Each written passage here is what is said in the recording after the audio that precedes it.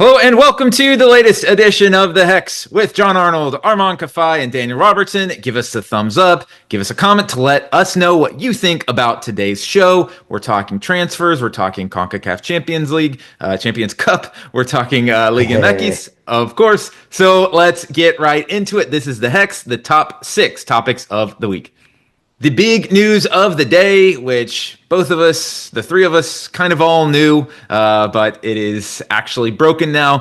FC Dallas has signed Lucho Acosta. Tom Bogert reporting that they are going to be sending $5 million plus bonuses to FC Cincinnati to acquire 2023 MLS MVP, 4-time MLS Best 11 player. Armand, I know you've got a lot to say about this move. Is this starting off? Is this a good bit of business for FC Dallas? I mean, yeah, it has to be, right? Like, again, and one thing I want to talk about, Daniel, is the way the MLS is kind of becoming NBA almost to a degree, where big names are moving left and right. There's a lot of transactions going on, etc. There's some drama going on with Lucho Acosta demanding to be out, telling Chris Albright, "No, I can't be in the same locker room." The Jimmy together. Butler. Yeah, pulling a Jimmy Butler saying, "Get me out of here." But for Dallas, look, they upgraded from Alan Velasco. Alan Velasco is an amazing prospect, and the finished product just wasn't there at FC Dallas. With Lucho Acosta, you're getting a finished product. You're getting a guy who's 30 years old, who's just an MLS MVP, 2 seasons ago?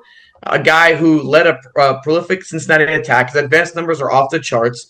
He's a great addition to a team that needed to fill that hole that didn't expect it to happen. Remember, they wanted to build around Alan Velasco. They didn't want to sell him until Boca came with a great offer, and they had to.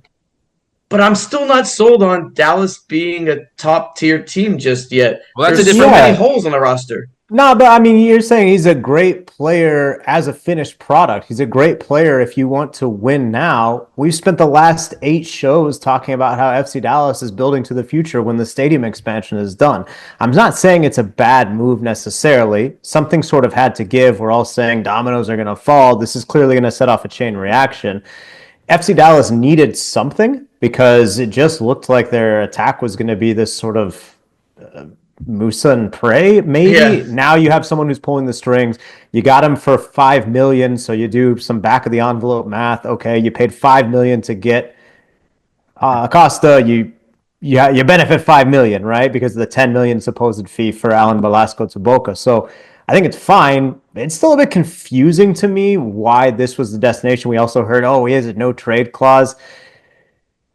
I don't know, man. I mean, if that's where Acosta wants to be, then welcome to DFW. We can definitely give you the guide, show you some spots, but I'm not sure it's going to be the best for his soccer career. The Estudiantes, I get. Hey, go back home, make some headlines in Argentina, Frisco. It's interesting to me. John, do you think that maybe a part of this could be, because I'm on your side where you can't criticize the move. It's a good move in terms of their floor just went way, way up. If Acosta stays healthy, Acosta and Musa, that's arguably the best forward number 10 combination in the league. I don't really see how you could get maybe so. Atlanta, maybe Messi, of course. Inter Miami would have something to say about that. But in the Western Conference, for sure, it puts you in the top tier. Could Dallas be looking at this saying, okay, yes, we wanted to get younger, and they have been saying all offseason, we're going back to the roots of being young, but you can say, well, we can acquire Acosta for $5 million. John, if he has a good year, what would you say his transfer value would be to a Liga MX team? Do you think they could get just about that back for him if he is 31? Maybe $2 million, $3 million? Yeah, I mean, yeah, sure. I think, yeah. I mean, he was fine with Atlas, right? But at the same time, if I'm a Liga MX team and I'm looking, I'm like, all right, the guy asked out of DC United, the guy asked out of Atlas, the guy has asked out of Cincinnati.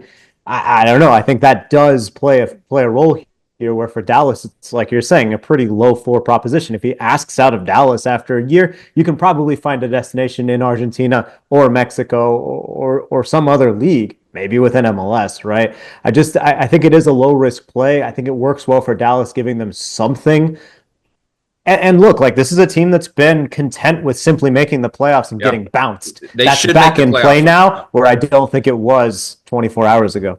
No, that's a great shout too. Is yes, it's tough to miss the playoffs. If Acosta and Musa play 30 games for you, it's going to be tough to miss the playoffs. Armand, I know you were looking a lot into this move as well from a cap standpoint, from a money standpoint. What's interesting about this in terms of sending $5 million cash versus if this happened 6 months ago, they would have had to do some sort of GAM move. How does that kind of change things?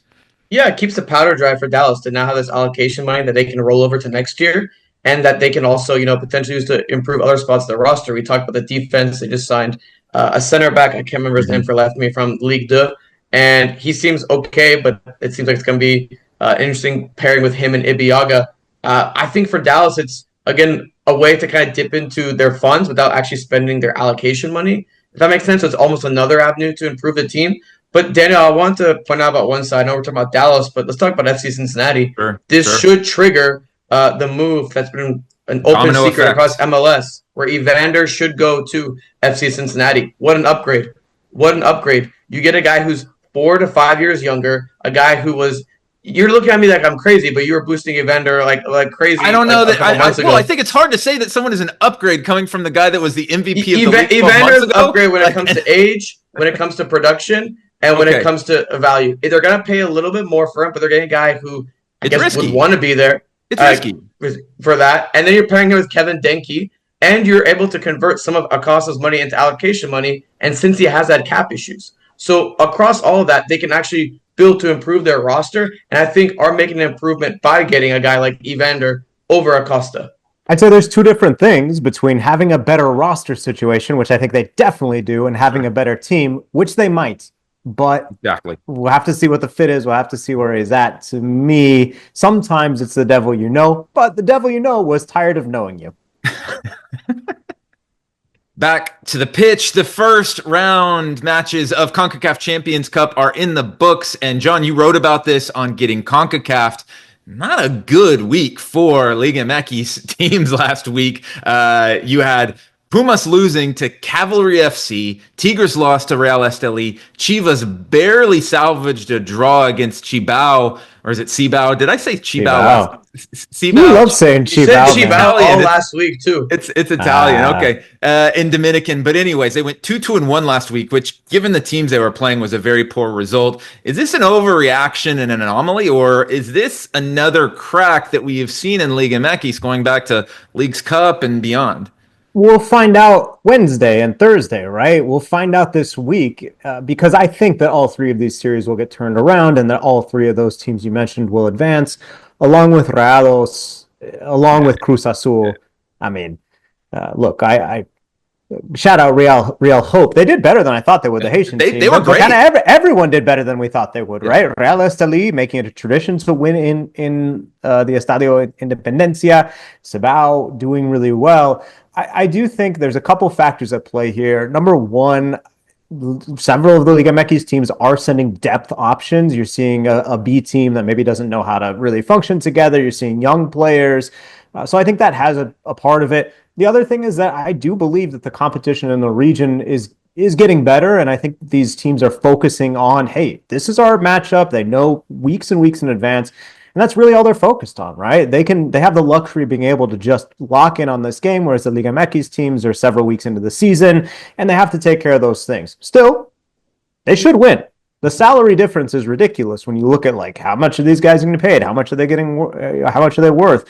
What kind of nutrition programs do they have? What kind of conditioning programs do they have? I mean, they should be getting out of these games easily, but it makes it better for us as neutrals that they aren't, because now we really have some drama going into Wednesday and Thursday where we kind of thought this week might be a wash. Yeah, and also, though, the travel up to for a team like Pumas to lose to Cavalry FC when they were winning, by the way, too. They went up 1-0 and they gave up the Canadian-Mexican academy prospect. Yeah, exactly. I mean, they are playing players that are MLS rejects and guys who were on loan. I know, I believe it was Forge had a player who was literally on loan with Orlando for the last 3 weeks and then basically just like signed back up to Forge to play against Monterrey. Now, granted, Monterrey won that game, but these are terrible results. And I thought it was really interesting. You sent this to our group chat that there was kind of you posted it, you wrote it on your, or you talked about it in your video. I said it somewhere. The fake journalist at the Real Esteli. That was gold. Tell us about what he said he called for the head of the manager to his face, basically. Yeah, this guy got credentialed. He's wearing, it was the Chivas Cibao game, so it's a draw. He was wearing a Chivas jersey and shorts, but he was credentialed. Yeah, I'm sure my friends in the CONCACAF media department are kind of figuring out what happened here. But he read a quote from Jorge Vergara, the late Chivas former owner. His son now owns the club, basically saying that Chivas is the type of club where you have to have greatness, that you have to have victories. And he said kind of like, as asking for the Chivas fans, as you cannot deliver this, it's fair for us to ask you now to resign. So listen, like, is that appropriate from the media? No. Is that the fan sentiment? Yeah. And I think like these are clubs that expect not to get out of the first round, but rather to win. And they have. All three of those teams have lifted this trophy before. So, they're terrible results. I mean, I don't know. Like, I think like you can get into the tactics, you can get into a lot of different things, but like ultimately, it puts pressure on these Mexican teams to take this tournament seriously from the opening whistle, to put their best team out, to figure out how to manage the league and the cup. And I think like fans expect that now, which I think also speaks well of the CONCACAF Champions Cup, Armand. I was surprised by the level of these other teams too. Did you see it as the lower level teams playing up to the opposition, or the Mexican teams? I know you watched some of the games, or them playing down. Yeah, I mean, I think this is gonna sound very cliche, but I think it's a mix of both, right? Like this is like these teams Super Bowl, for lack of a better word. Yeah. Like this is like a massive match for them. Hey, don't bring that up, man. Don't bring that up. Oh, it's my bad. That was deep cut. Let me say that as a Chiefs fan, calling something the you. Super Bowl doesn't guarantee performance. It's been a rough sports week, but and like to be honest, I was very surprised. I was really locked into the Real Esteli game.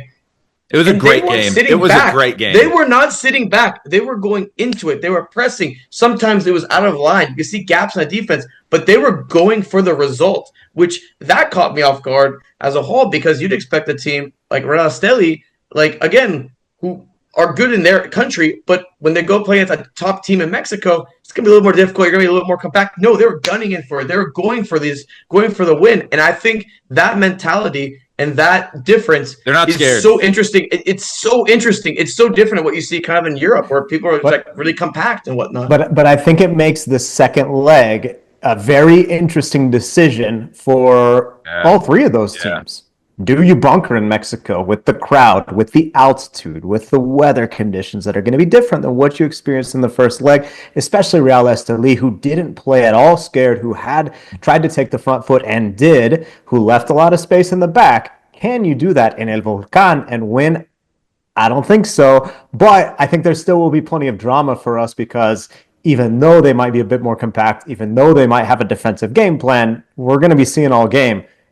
Can Tigres break through? Can Chivas break through? Can Pumas break through? I think it'll be a lot of fun, and that's why, hey, I'm enjoying it. Staying on the CONCACAF Champions Cup topic, looking at it from a little bit of a different angle now. We covered it a little bit, but John, I've seen you talk about this as well.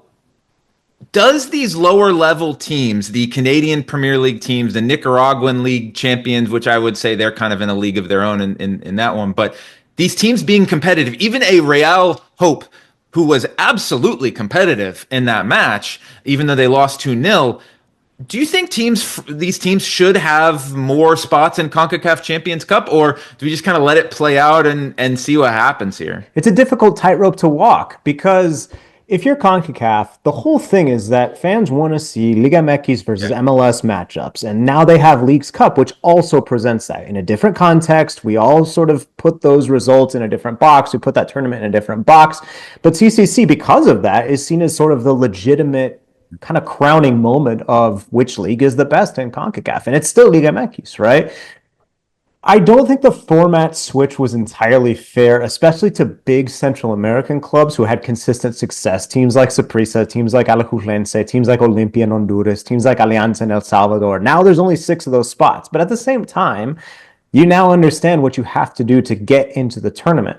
Some of the teams that have made runs in the Caribbean, some of the teams that have even come out of Central America, you know, they're not maybe as strong as some. Look, for every Real Esteli result, you also seem to have teams that kind of can compete. I agree with your kind of premise, but I do have a hard time saying we have to have more. Again, I love it, but I think if you want this tournament to be successful commercially, which I'm not so sure it is, like one thing to keep an eye on, like the tournament in the US is broadcast where? Yeah, Fox Sports 2. FS2 usually, and VIX, the streaming service in Spanish. Where is it being broadcast in Mexico? It's on Tubi now. You know, Tubi, the streaming service where it's like you download it for free and then you can watch those People things. make jokes about this. Yeah, people make jokes about being on Tubi. They ended the relationship. So what do you do if you're CONCACAF? Do you add more Canadian Premier League teams, or do you try and find a way to say this tournament is working, people are watching, and yes, it's exciting to watch Real Esteli Tigres, but it's also exciting to watch Messi and Inter Miami against Rayados, right? So I think there is a balance here in the business sense. And Armand, I don't think it's so unfair football-wise that something has to be done. I would not touch the format for the next 5 years. Leave it the same. Let people get used to it. Let teams adapt and adjust and hopefully get better and compete. And from there, we can go. I think this year we're seeing like almost like a perfect storm of some of the underdogs playing really well. Because I mean, most of the time you see blowouts. Like you see blowouts in these things. I'm with John. You can't tinker the format too much because all they've done is tinker the format here, makes like subtle. I think what they have is a good mix of teams, and you could probably make the argument they maybe need to cut out maybe a couple Canadian Premier League spots or something along those lines. They played well too. Like I think we're kind of looking for holes that maybe don't exist in there. I think the thing CONCACAF does not do a great job at is selling the stories. No way. Like oh, what a surprise! North American entities and can't sell stories. What a surprise! But like if you look at it, right? It's like not even a North American one, but yeah, for sure, man, for sure. When you go look at Europe, when you go look at like the big like Champions League stuff, it's like it's a big deal that like what was it? A team in Moldova was like in the Champions League. Or whatnot, or Malta, I think it was. Right. And we kind of build those stories. Like, John, you do, I think, a good job of building those stories, but you can't be the only one that builds those stories. Other people have to do the same thing. Like in Europe, it gets done by the rights holders, right? Exactly. In Europe, you could leave that to the rights holders, but when your rights holders aren't doing that, like when your rights holder is Tubi, you have to invest in telling those stories yourself, right? If other people aren't going to tell the stories, then you have to get people to be invested, to care. And I do think that like there is this attitude of, hey, we're rolling out the ball and people better care in this loud ecosystem where there's 800 other things I can watch on Wednesday night. You got to convince, and there's plenty of convincing to be done. It's just about who's doing it and where that money is, right? Well, and also I think it's going to be really interesting to see, going back to just the quality of the teams, is that if you look at the way that the schedule is broken down, you could argue that probably 4 or 5 of the worst teams are the ones playing Liga MX teams over last week and this week. And MLS teams actually have a much more difficult, at least on paper, opponents when you look at Saprissa, Motagua, Herediano. Good teams, traditionally good teams. This isn't Real Hope or Cibao. These are traditional teams that have played in CONCACAF Champions League / Champions Cup 4, 5, 6 times. MLS teams might need to be a little bit worried here. Yeah, well, I mean, I think like we can all kind of, people can point fingers and laugh at Liga MX this week, and if they don't get their teams through Wednesday and Thursday, everyone will be. But there might be some finger pointing to be done in a couple weeks as well. Daniel, before we end the segment, who's missing? Like, what do you think there's somebody that needs to be in that isn't? I would say, obviously it makes for great podcast content to all agree, but no, I think that at the end of the day, you nailed it in the fact that it is a very difficult dichotomy for CONCACAF because they do need the biggest matches. And I think it really hurt CONCACAF Champions Cup last year that Inter Miami was knocked out so quick, and they need them to get to the final as Armand is on the show literally wearing a Messi jersey. What a biased joker. Yeah, but I wore a Carolina Core jersey. Relax. It's all about growing Carolina the region. Core. But it's all about growing the region too, and they need to grow the region, and they need to get money into different spots. And it's a beautiful thing that a team like Cavalier in the next round is going to potentially host Inter Miami. We're going to talk a lot about that. Or Sporting Kansas City. Ooh, there come the Greenbacks, baby. Ooh. Halfway through, guys, on to segment number 4, the LA Galaxy. For defending champions, it has, partly of their own doing, partly unlucky, not been the best offseason for them. And we're going to talk about them again. Joseph Paintsel out 6 to 8 weeks with a quad injury reported by Tom Bogert. I guess they signed Christian Ramirez to try and, fill some gap at forward. Armand, what's going on with the LA Galaxy right now? Are they even a top 5 team in the West? Right now, I would argue no. I'm not really sold on without Ricky Puig, who was one of the most ball dominant players in MLS, who his usage rate was, I think, one of the highest in the league, if not the highest in the league. They're going to have to play a completely different style. They got rid of Gaston Brugman, who was MLS Cup MVP. Let's not forget about that. Shows respect on his name. I was going to bring him in there as a joke, and you brought him up seriously. They got rid of Mark Delgado as well, who's a good MLS vet who actually was important in that MLS Cup victory. Their entire midfield's different. Yeah, the entire midfield's gone, basically. And without Paintsel, their attacking line is also quite different. Yeah, it's like Peck, you lost Jovic, you lost Paintsel for the first couple months. It's rough. Yeah, it's not great. It's not great.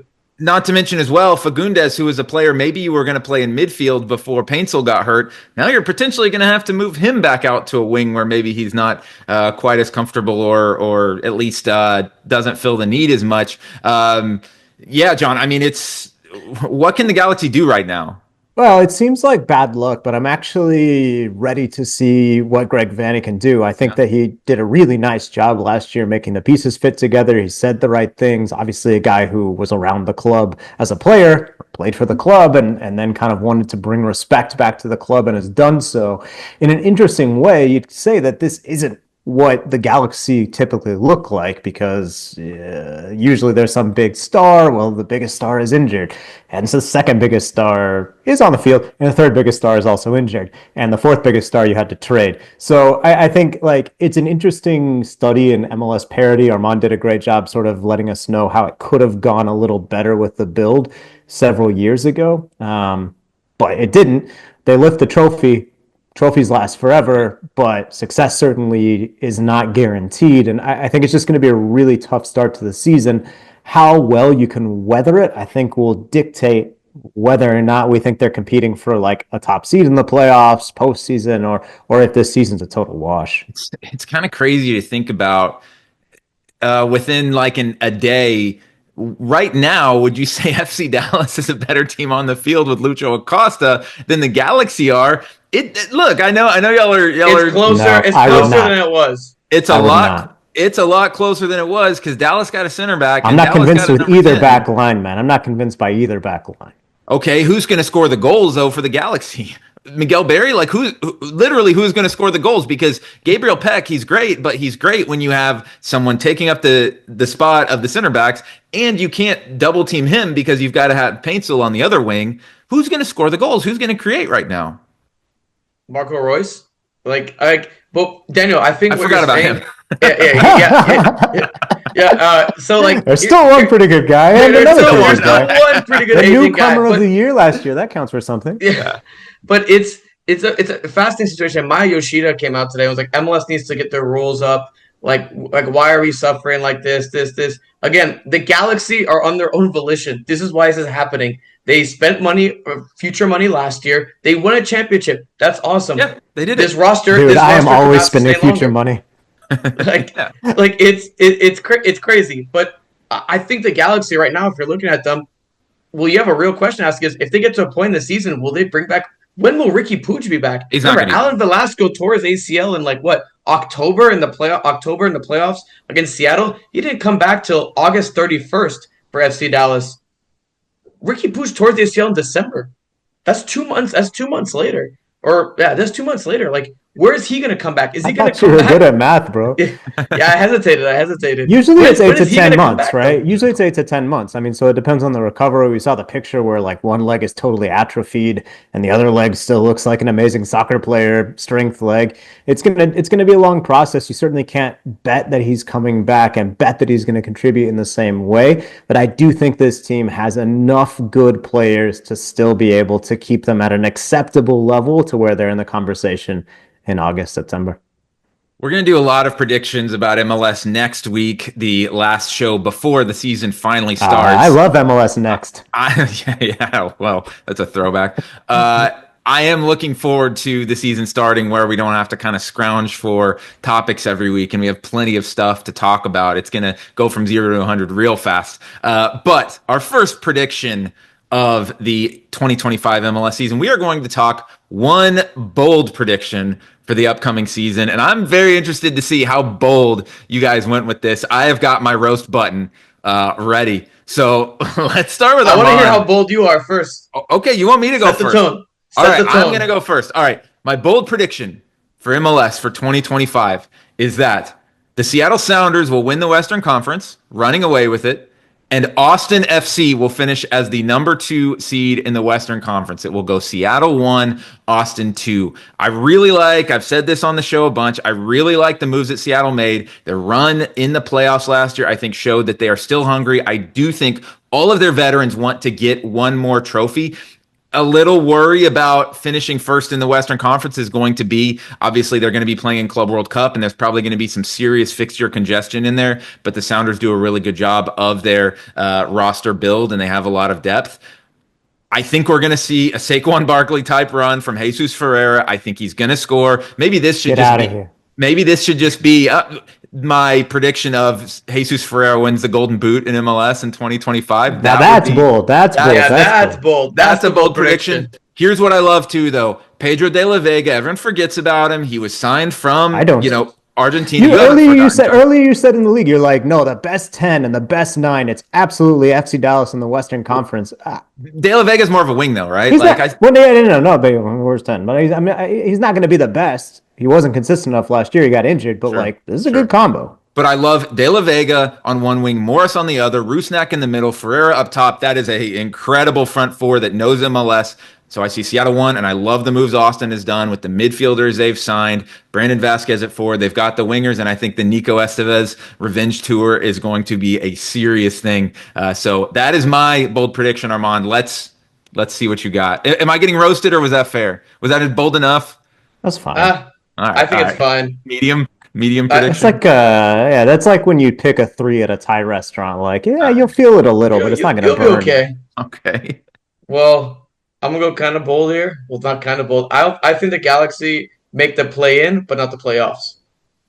I just said that, boo. That's a 1 at a Thai restaurant. So I'm saying that was also the last segment. That they'll be the 9 seed. Like you agree that you don't think the Galaxy make the playoffs? I said they're in the discussion in August, September, and I felt like that was kind of bold. That was last segment. All right, another Galaxy. Let's go. Let's hear it. Yeah. Let's hear it. Now let's hear it. Tell us more. I just don't think they have the quality across the roster to compete like they did last year. I think they'll sell Peck in the summer. I think Peck is going to be gone. That's a bold prediction. See, that's bold. Yeah, you found the bold prediction.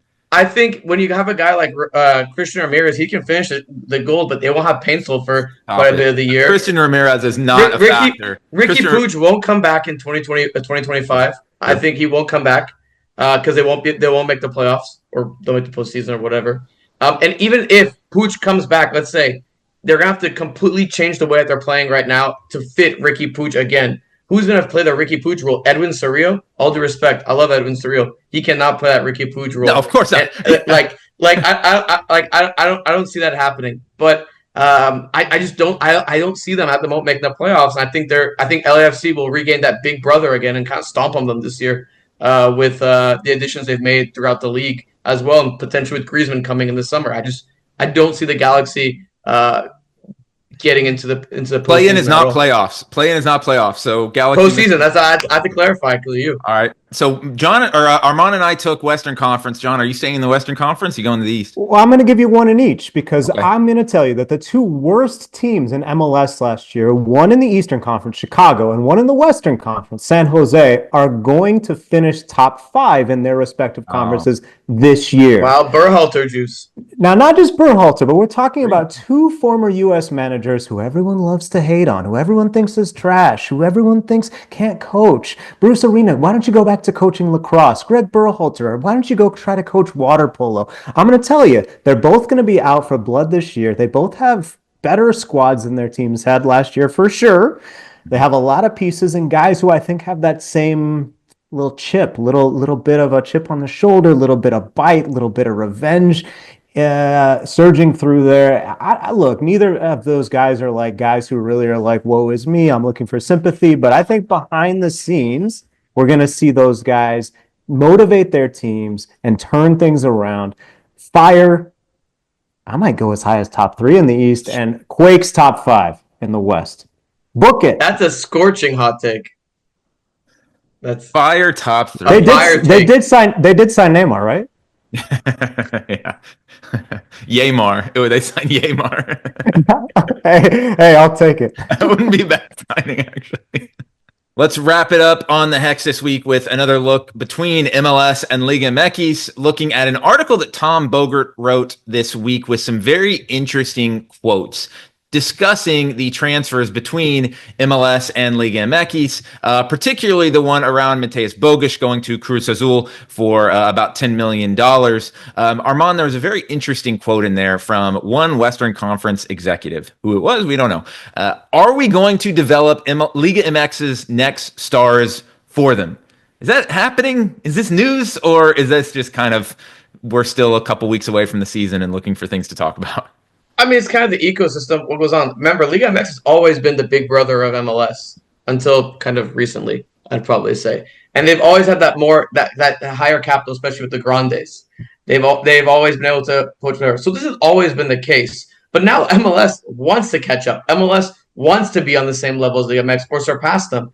And they can't due to some of these salary constraints that are going on with guys like Bogusz, who could make significantly a lot more than what he could in MLS. And also, the LAFC got a fantastic deal for him. It made sense for them to sell. I think even if they could offer him higher money, they would still take a transfer. I think Bogusz is a nothing burger. But what about a guy like Giacomakis, who left to Cruz Azul? I mean, it's not like the Atlanta made a ton of money off of him, and I'm sure that he would like a lot more. He made a lot more money in terms of salary.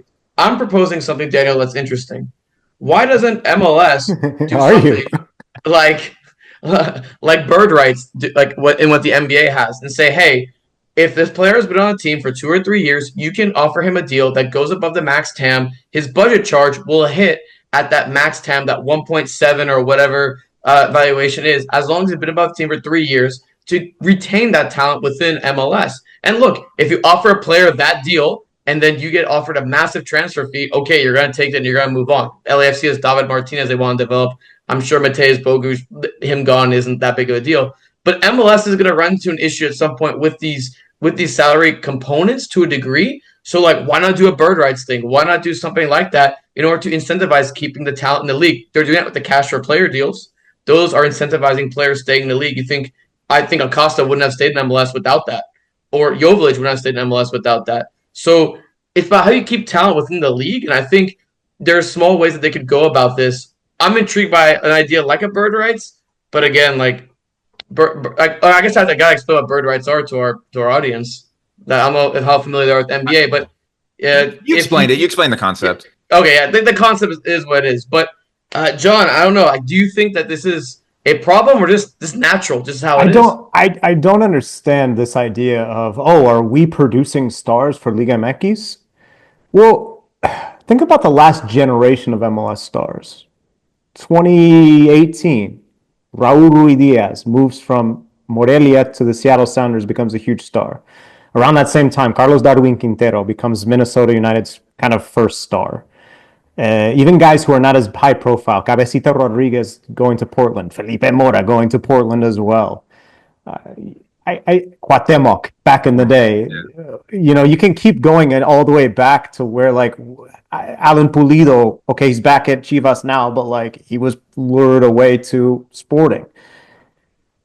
This happens. This is the global transfer market, and I don't quite understand this idea of, if these players go to Mexico for a huge fee, it's a bad thing, and we're developing players, but yet the league itself wants to sell itself as a league that produces players for European clubs, whether they come from South America and go there or not. So the whole idea sort of doesn't add up to me. I guess in theory it'd be nice to keep your players, but overall, this is how things work. And if you want to keep a player, pay him more, and he'll probably stay. Also, who cares if you're developing stars in Liga MX, because that just makes your club look better and it allows you to sign the next young players from wherever they are. Like, what's that's what I don't quite understand is Cal like is the one. Like, if I'm looking at Kate Cal, I'm like, sure. okay, that was a transfer. You're like, okay, a young star just left the league for not that crazy of an amount of money. When you sell players like GG in Atlanta, well, Atlanta's already re-signed. They've signed Miguel Almiron, the Big Coffee. They're good. Like these teams are going to reinvest. You know, that's what I don't get is the idea. I think if I obviously have no idea who this exec is, and maybe they could explain or expand or give more context. But like, I think if Bogusz had moved to like Celta Vigo. Yes, perfect. Celta Vigo, right? Which, like, Luca de la Torre goes to San Diego. Right. Is La Liga developing stars for MLS? I just don't. That's, to me, the global transfer business, right? If Bogusz had gone to Celta Vigo, oh, everyone's applauding. Wow, LAFC sent a player. He's joining up with Garces. Great pull. The former sporting director at LAFC, he wanted to bring him in to La Liga, right? But if he goes to Cruz Azul for the same amount of money, that's a problem. We need to enemies at the gates. Look, yeah, I understand that MLS clubs want to beat Liga MX clubs in head-to-head competition in CONCACAF Champions Cup and in League Cup. But to me, this only adds to the narrative off the field. Beat them on the field, right? Beat them on the field or spend more money on players. Like Maybe it's trying to say, hey, maybe I put pressure on MLS to loosen some of the regulations. Yeah, they put Armand out of a job, but I think we all kind of support that. But I think overall, yeah, man, I mean, I don't know. To me, it doesn't quite add up. No, it seems like a nothing burger, to be honest. And it also feels like MLS has gotten the better end of the deal most of the times with the money. So, like, I don't think Bogusz's fee was crazy. And no MLS team would have offered $10 million to them for Mateusz Bogusz. So, like, maybe we should just shut up here. Well, it'll be a fun one next week where we have MLS starting in CONCACAF Champions Cup next week, and then the weekend starting the MLS season. So thanks for listening to us on The Hex, and we will catch you next week.